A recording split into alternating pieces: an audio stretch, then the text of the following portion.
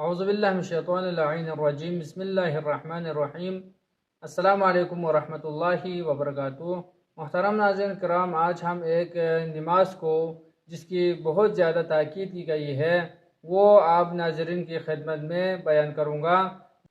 وہ نماز ہے ماہ ذی القعدہ کے ہر اتوار کے دن پڑھی جانے والی نماز، جس کے بارے میں بہت زیادہ تاکید کی گئی ہے۔ یہ نماز 4 رکعت ہے، اس کو 2 کر کے پڑھنی ہے، جس کی فضیلت کے بارے میں رسول اکرم صلی اللہ علیہ وآلہ وسلم سے روایت ہے۔ اس روایت کو شیخ عباس قومی نے مفاتیح الجنان میں نقل فرمایا ہے۔ رسول اکرم صلی اللہ علیہ وسلم فرماتے ہیں جو بھی اس نماز کو پڑھے تو اس کی توبہ قبول ہوتی ہے اور گناہ بخشے جاتے ہیں۔ یعنی کون انسان نہیں چاہتے ہیں جب دنیا سے جاتے وقت اس کی توبہ قبول ہو جائے، اس کے گناہ معاف ہو جائے اور پاک و پاکیزہ ہو کے دنیا سے چلے جائے۔ اس کے بعد فرماتے ہیں دین اور ایمان پر موت ہوگی اور اس کی موت آسان ہوگی۔ اور بھی ائمہ علیہم السلام سے روایات اور دعائیں ملتی ہے جس میں امام فرماتے ہیں کہ ہمیں دین پر ایمان پر موت عطا کریں، اللہ سے دعا کرتے ہیں۔ تو جو بھی اس نماز کو پڑھیں گے دین اور ایمان پر موت آئے گی۔ آگے فرماتے ہیں قبر وسیع اور روشن ہوگی، یعنی اس کے جو قبر ہے منازل آخرت میں بہت مشکل مرحلہ ہے۔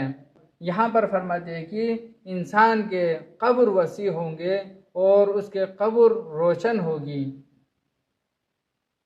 آگے فرماتے ہیں اس کے رزق میں وسعت ہوگی، یعنی اس مہنگائی کے اس دور میں کہ ہر ایک رزق کے پیچھے دوڑ رہے ہیں، رزق کے لیے پریشان ہے، یہاں پر رسول اللہ فرما رہے ہیں جو بھی اس نماز کو پڑھیں گے تو اس کی رزق میں وسعت ہوگی۔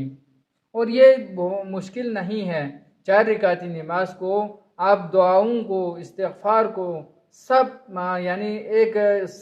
منظم طریقے سے پڑھیں گے تو تقریباً 7 سے 8 منٹس کے اندر اس کو پڑھ سکتے ہیں۔ کیا کوئی انسان دنیا اور آخرت کے منفعت کے لیے اپنے آپ کے لیے 7 سے 8 منٹس نہیں دے سکتے ہیں؟ اس کے طریقے یہ ہے، آسان ترین طریقے، جس میں فرماتے ہیں کہ سب سے پہلے غسل کرے اور اس کے بعد وضو کرے۔ لیکن مستحب غسلوں میں بہتر ہے، مستحب ہے پہلے وضو کرے اور اس کے بعد غسل کرے، کیونکہ غسل کے بعد فوراً وضو نہیں کر سکتے اعضائے وضو جب تک خشک نہ ہو جائے، اس لیے بہتر ہے پہلے وضو کرے پھر اس کے بعد غسل کرے۔ اس کے بعد جائے نماز پر جب کھڑے ہوتے ہیں تو نماز کی نیت کرنے کے بعد سب سے پہلے سورہ حمد کے بعد 3 مرتبہ سورہ اخلاص اور اس کے بعد ایک مرتبہ سورہ فلق اور سورہ ناس کی تلاوت کریں، اور اس کے بعد رکوع کے بعد سجود، اس طرح کر کے ایک نماز کو تمام کرے اور اس کے بعد دوسری رکعت بھی اسی طرح پڑھیں۔ اس طرح کر کے 2 رکعت کو ختم کرنے کے بعد سلام، تشہد اور سلام کے بعد دوسری 2 رکعتوں کے لیے قیام کرے، کھڑے ہو جائے اور نیت کر کے اسی طریقے سے دوسری 2 رکعتوں کو بھی پڑھے۔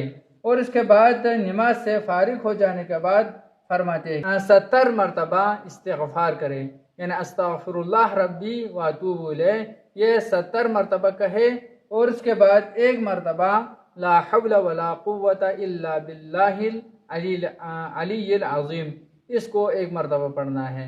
اور اس کے بعد فرماتے ہیں کہ یہ دعا جس میں فرماتے ہیں کہ یا غفار اغفر لی ذنوبی وذنوب جمیع المؤمنین والمؤمنات فإنہ لا یغفر الذنوب الا انت، یعنی اس دعا کو پڑھے جس میں فرماتے ہیں یا غفار، اے غفار ہمارے گناہوں کو معاف فرما، ہمارے گناہوں کو معاف فرما اور تمام مومنین اور مومنات کے گناہوں کو معاف فرما۔ اس طرح کر کے آپ یعنی گناہوں کو معاف کرنے والا غفار الذنوب صرف آپ ہے۔